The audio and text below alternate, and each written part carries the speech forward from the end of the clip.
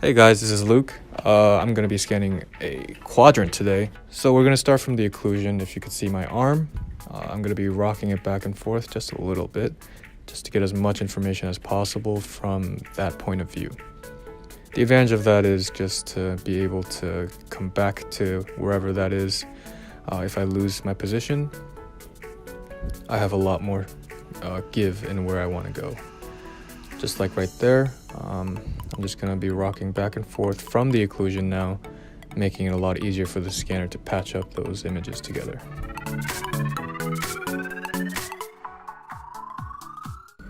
Going to the lingual, if you could see the scanner's camera position, I'm not going over the edge of the tooth, making it a lot easier for the scanner not to capture any soft tissue that's not wanted. We could turn it around. Yeah, we had some holes there that we weren't able to see, but because of that camera angle, we can lock it at this position and we can fill it in a lot more easier. If we go back, you'll see a blue square. That's going to be the camera angle of the scanner. So we can just focus on filling up those holes after we have a base coat.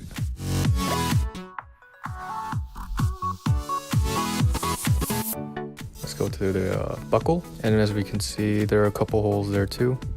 If you lock the camera in that position, we can just focus on filling in those holes as well. For the 3D scanner, positioning and camera angles are going to be the most important part. The more angles of point of view that you have, the better your image is going to be.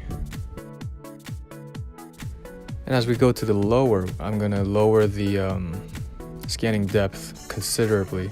I found that when the scanning depth is lower on the lower arch, it's going to be a lot easier for scanning, just because we have so much soft tissue in the background. What I'm using next to the scanner is going to be the Scan Mate. It's going to be a soft retraction tool for not just scanning, but anything you want to do within the mouth. As you can see in the background, there's a lot of blue spaces, and that's just from the customized scan depth. We're going to have a lot less information taken from the camera, making it easier on the lower arch.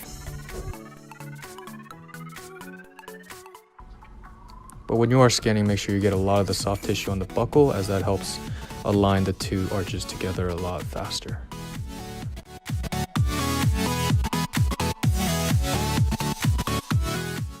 And as always, if you can't get the scanner to find itself, go to the occlusion of the posteriors.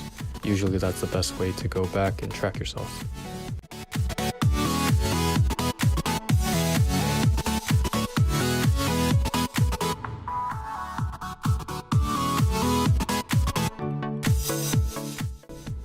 Alright, and let's check for holes again.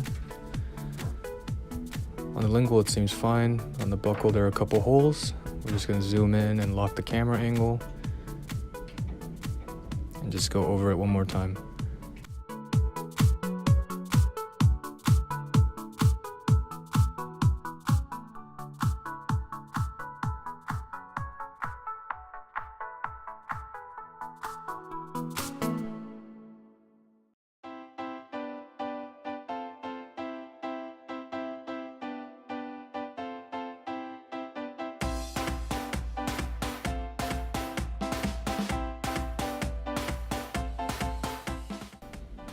And we're going to the bite.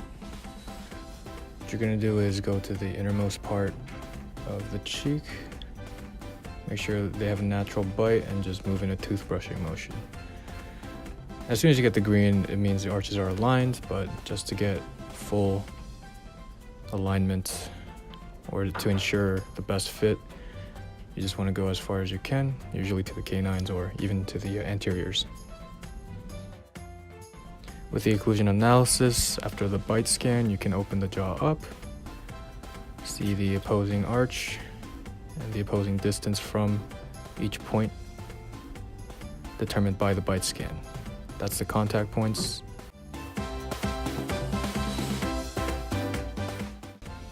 And we also have different color modes for the scans. If you go into an arch and click on the different color mode, in green you can see the areas of the scan that are reliable and the warmer parts with the orange and red, that's going to be a little bit less reliable data for the scan.